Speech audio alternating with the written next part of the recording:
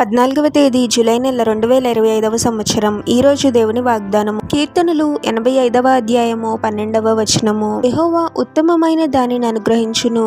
సహోదరి సహోదరులారా, మన ప్రభువు మనకు ఉత్తమమైనది అనుగ్రహిస్తాడు. శ్రేష్టమైన బహుమానాలతో మనల్ని ఆశీర్వదిస్తాడు. మనం ఇలా అనుకోవచ్చు, నేను ప్రభువునకు ఎంతో నమ్మకంగా జీవిస్తున్నాను, నేను అనుకున్నది ఇంకా నేను ఎందుకు పొందుకోలేకపోతున్నాను అని బాధపడుతూ ఉంటాము. ఆలస్యం అయిపోతూ ఉంది అని కంగారు పడుతూ ఉంటాము.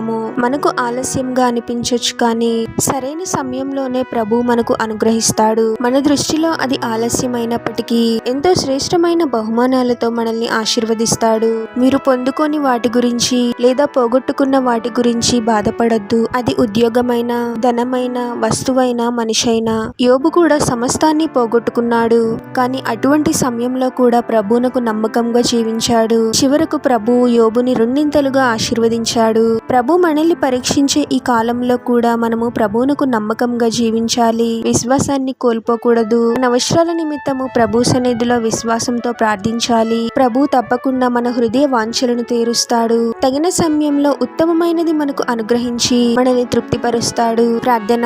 పరిశుద్ధుడువకు ప్రభువా, మీ పరిశుద్ధమైన పాదాలకు వేలాది వందనాలు, స్తుతులు, స్తోత్రాలు చెల్లించుకుంటున్నాము తండ్రి. మరొక నూతన దినంలోనికి మమ్మల్ని క్షేమంగా ప్రవేశింపచేసిన దేవా, మీకే స్తోత్రం ప్రభువా. మేము అనుకున్న సమయంలో పొందలేదు అని బాధపడి కృంగిపోయే వారముగా ఉండకూడదు తండ్రి. మీరు నిర్ణయించిన సమయం కోసము ఓపికతో కనిపెట్టాలి ప్రభువా. మీ పట్ల గొప్ప విశ్వాసాన్ని కలిగి ఉండాలి తండ్రి. మేము కోల్పోయిన వాటి గురించి ఆలోచిస్తూ బాధపడకుండా మీరు మాకు ఉత్తమమైనదే అనుగ్రహిస్తారు అనే గొప్ప నమ్మకాన్ని కలిగి ఉండాలి ప్రభువా. పరీక్ష కాలంలో కూడా మిమ్మల్ని సంపూర్ణంగా విశ్వసించాలి తండ్రి. మా ప్రతి అవసరతను, మా హృదయంలో ఉన్న ప్రతి ఆలోచనను ఎరిగిన దేవుడవు తండ్రి. ఆశ కలిగిన ప్రాణాన్ని తృప్తిపరిచే దేవుడవు ప్రభువా. మీరే మా అవసరతలను తీర్చి ఉత్తమమైన వాటిని అనుగ్రహించి మీలో సంతృప్తికరమైన జీవితాన్ని జీవించే వారముగా మమ్మల్ని దీవించమని ఈ ప్రార్థనలో ఏకీభవిస్తున్న ప్రతి ఒక్కరిని పేరు పేరున దీవించి ఆశీర్వదించి అభిషేకించమని, వారు చేసే ప్రతి పనిలో మీరే వారికి తోడుగా ఉండి వారిని అన్ని కీడుల నుండి, అపాయాల నుండి మీరే వారిని రక్షించమని ఈ మా మనవులన్నీ యేసుక్రీస్తు వారి పరిశుద్ధ నామంలో అడిగి వేడుకొనుచున్నాము తండ్రి. ఆమెన్.